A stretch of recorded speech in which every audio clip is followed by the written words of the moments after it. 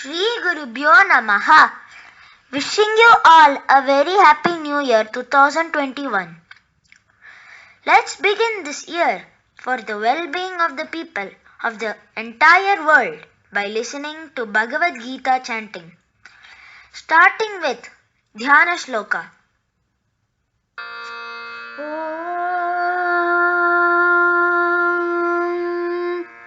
पार्थाय प्रतिबोधितां भगवता नारायणेन स्वयं व्यासेन गदितां पुराणमुनिना मध्ये महाभारतम् अद्वैतामृतवर्षिणीं भगवतीम् अष्टादशाध्यायिनीम् अम्बद्वामनुसन्ददामि भगवद्गीते भवद्वेषिणीम् नमोऽस्तु ते व्यासविशालबुद्धे पुल्लारविन्दायतपत्रनेत्र येन त्वया भारततैलपूर्णः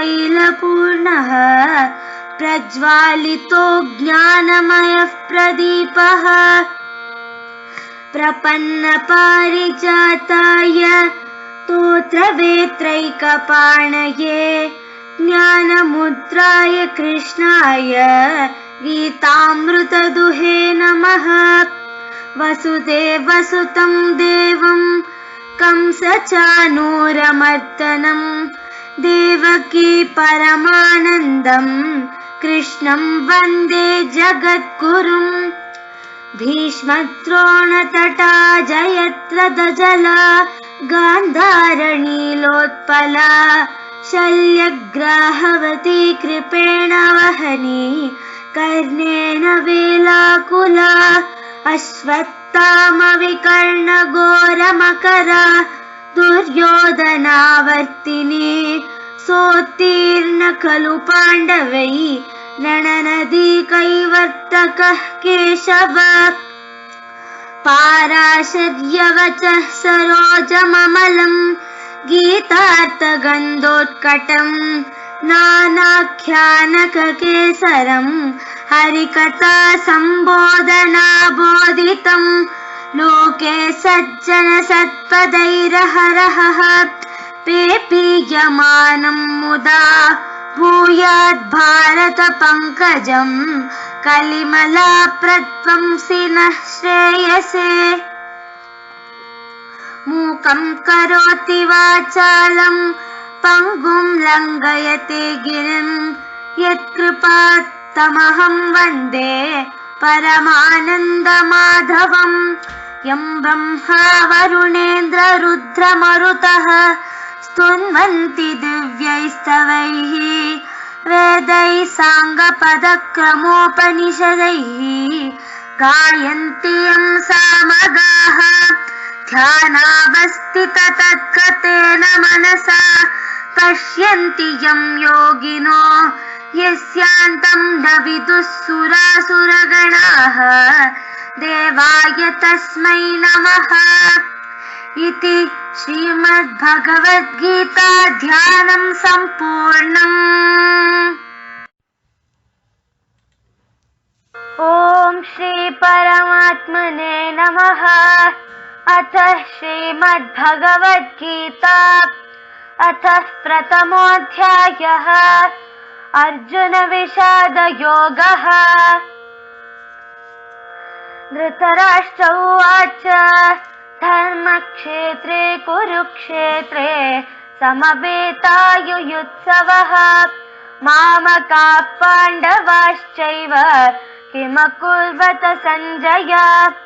सञ्जय उवाच दृष्ट्वा तु पाण्डवानीकं व्यूढं दुर्योधनस्तदा आचार्यमुपसङ्गम्य राजा वचनमब्रवीत्। पश्येतां पाण्डुपुत्राणाम् आचार्य महतीं च मूं व्यूढां द्रुपदपुत्रेण तव शिष्येन धीमता। अत्र शूरा महेश्वासा भीमार्जुन समायुधि युयुधानो विराटश्च द्रुपदश्च महारथः। दृष्टकेतुश्चेकितानः काशीराजश्च वीर्यवान् पुरुजित्कुन्तिभोजश्च शैब्यश्च नरपुङ्गवः युधामन्युश्च विक्रान्त उत्तमौजाश्च वीर्यवान् सौभद्रो द्रौपदेयाश्च सर्व एव महारथाः अस्माकं तु विशिष्टाये तानि बोधद्विजोत्तम नायका मम सैन्यस्य संज्ञार्थं तान् ब्रवीमि ते भवान् भीष्मश्च कर्णश्च कृपश्च समितिञ्जयः अश्वत्थामा विकर्णश्च सौमदत्तिस्तथैव च अन्ये च बहवः शूरा मदत्ते त्यक्तजीविताः नानाशस्त्रप्रहरणाः सर्वे युद्धविशारदाः अपर्याप्तं तदस्माकं फलं भीष्माभिरक्षितं पर्याप्तं त्विदमेतेषां फलं भीमाभिरक्षितम् अयनेषु च सर्वेषु यथा भागमवस्थिताः भीष्ममेवाभिरक्षन्तु भवन्तः सर्व एव हि तस्य सञ्जनयन् हर्षं कुरु वृद्धः पितामहः सिंहनादं विनद्योच्चैः शङ्खं दद्मौ प्रतापवान् ततः शङ्काश्च भैर्यश्च पणवाणकगोमुखाः सहसैवाभ्यहन्यन्त सशब्दस्तु मुलोऽभवत् ततः श्वेतैर्हयैर्युक्ते महति स्यन्दने स्थितौ माधवः पाण्डवश्चैव दिव्यौ शङ्कौ प्रदध्मतुः पाञ्चजन्यं हृषीकेशो देवदत्तं धनञ्जयः पौण्ड्रं दद्मौ महाशङ्खं भीमकर्मावृकोधरः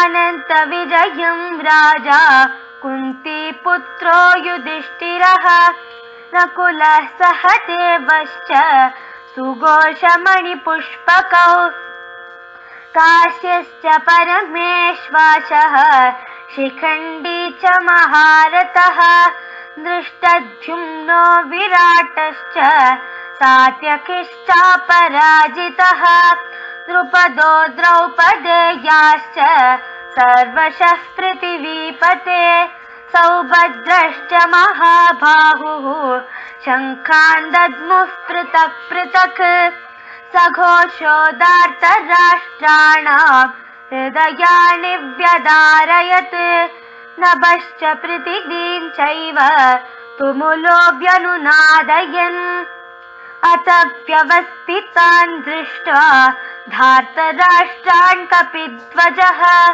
प्रवृत्ते शस्त्रसम्पाते धनुरुद्यम्य पाण्डवः ऋषिकेशं तदा वाक्यम् इदमाह महीपते अर्जुन उवाच सेनयोरुभयोर्मध्ये रथं स्थापय मेच्युत यावदेतान् निरीक्षेऽहं योद्धुकामानवस्थितान् कैर्मया सह योद्धव्यम् अस्मिन् रणसमुद्यमे योत्स्यमानान् वीक्षेऽहं य एतेऽत्र समागताः धार्तराष्ट्रस्य दुर्बुद्धेः युद्धे प्रियचिकीर्षवः सञ्जय उवाच एवमुक्तो ऋषिकेशो गुडाकेशेन भारत सेनयोरुभयोर्मध्ये स्थापयित्वा रथोत्तमम् भीष्मद्रोणप्रमुखतः सर्वेषां च महीक्षिता उवाच पार्थ पश्यैतान् समवेतान् कुरूनिति तत्र पश्य स्थितान् पार्थः पितॄन् पितामहान् आचार्यान् मातुलान् भ्रातॄन् पुत्रान् पौत्रान् सखींस्तथा स्वशुरान् सुहृदश्चैव सेनयोरुभयोरपि तान् समीक्ष्य स कौन्तेय सर्वान् बन्धूनवस्थितान् कृपया परयाविष्टो विषीदन्निदमब्रवीत्। अर्जुन उवाच दृष्ट्वेवं स्वजनं कृष्ण युयुत्सुं समुपस्थितम् सीदन्ति मम गात्राणि मुखं च परिशुष्यति वेपतुश्च शरीरे मे रोमहर्षश्च जायते गाण्डीवं संसते हस्तात् वाक्चैव परिदह्यते न च शक्नोम्यवस्थातुं भ्रमतीव च मे मनः निमित्तानि च पश्यामि विपरीतानि केशव न च श्रेयोनुपश्यामि हत्वा स्वजनमाहवे न काङ्क्षे विजयं कृष्ण न च राज्यं सुखानि च किं नो राज्येन गोविन्द किं भोगैर्जीवितेन वा येषामर्थे काङ्क्षितं नो राज्यं भोगा सुखानि च तैमेव स्थिता युद्धे प्राणां त्यक्त्वा धनानि च आचार्याः पितरः पुत्रा तथैव च पितामहाः मातुला श्वशुराः पौत्राः शालाः सम्बन्धिनस्तथा एतान्न हन्तुमिच्छामि ज्ञातोऽपि मधुसूदन अपि त्रैलोक्यराज्यस्य हेतोः किं नु मही कृते निहत्य धातराष्ट्रान्नः का प्रीतिः स्वजनार्दन पापमेवाश्रयेदस्मान् हत्वैतानाततायिनः तस्मान्नार्हा वयं हन्तुं धातराष्ट्रान् स्वबान्धवान् स्वजनं हि कथं हत्वा सुखिनः स्याम माधव यद्यप्येतेन पश्यन्ति लोभोपहत चेतसः कुलक्षयकृतं दोषं मित्रद्रोहे च पातकं कथं न ज्ञेयमस्माभिः पापादस्मान्निवर्तितुं कुलक्षयकृतं दोषं प्रपश्यद्भिर्जनार्दन कुलक्षये प्रणश्यन्ति कुलधर्मा सनातना धर्मे नष्टे कुलं कृत्स्नम् अधर्मोऽभिभवत्युत अधर्माभिभवात् कृष्ण प्रदुष्यन्ति कुलस्त्रियः स्त्रीषु दुष्टासु वार्ष्णेय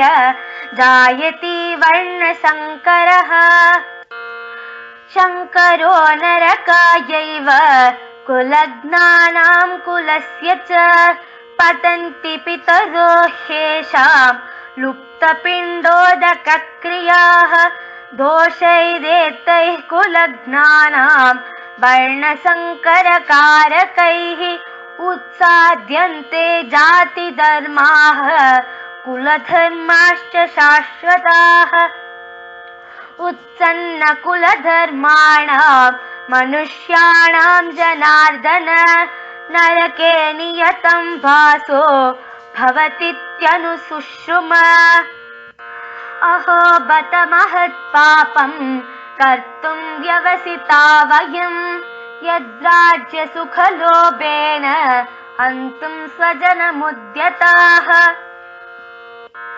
यदि माम प्रतीकारम् अशस्त्रं शस्त्रपाणयः धार्तराष्ट्रारण्ये हन्यो तन्मे क्षेमतरं भवेत् सञ्जय उवाच एवमुक्त्वार्जुनः सङ्ख्ये रथोपस्थ उपाविशत् विसृज्य सशरं चापं शोकसंविघ्नमानसः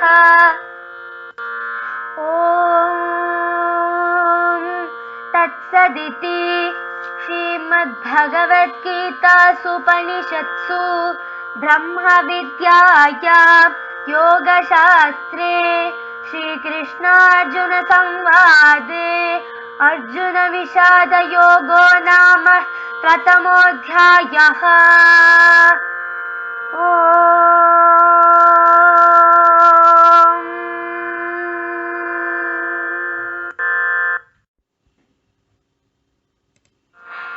Now I'll be giving you the summary of the first chapter in the Gita.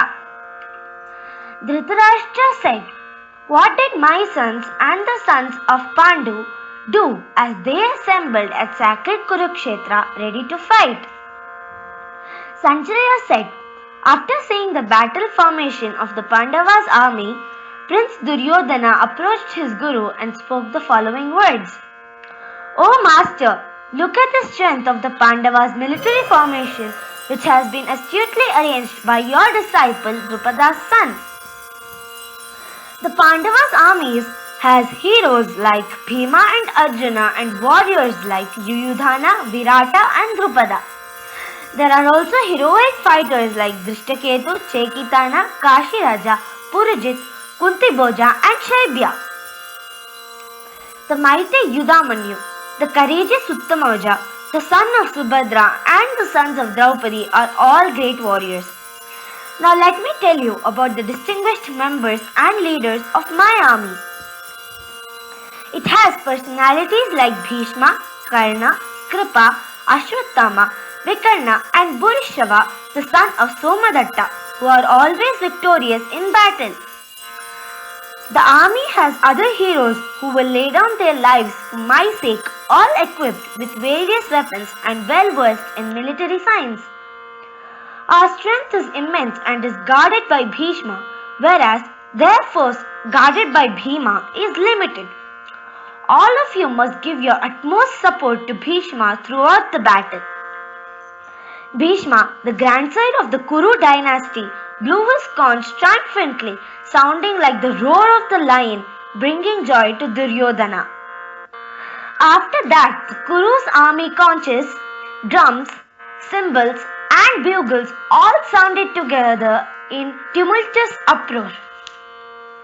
On the other side, Lord Krishna and Arjuna, standing on a great swift chariot drawn by white horses, blew their divine conch shells. Lord Krishna blew his conch Panchajanya, Arjuna blew his, the Devadatta, and Bhima, the voracious eater and achiever of great tasks, sounded forth his great conch Pandra. Yudhishthira, son of Kunti, blew the Ananta Vijaya, Nakula and Sahadeva blew the Sughosha and Manipushpaka respectively. The supreme archer, the king of Kashi, the great warrior Shikandi, Drishtadyumna, Virata, the unbeatable Satyaki, Drupada and the sons of Draupadi, together with the mighty armed son of Subhadra, all blew their conch shells.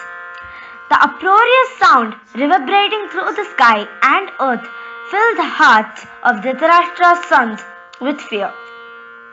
O king, at that time, Arjuna, who carries the banner of Hanuman, looking over the army of Dhritarashtra's sons in battle arrangement, raised his bow in preparation as weapons were readied and spoke the following words to Krishna. Arjuna said, "O infallible one, draw my chariot between the two armies so that I may see those who have assembled here to fight and with whom I must compete in this battle. Let me see those who have come here to fight to please the evil-minded son of Dhritarashtra."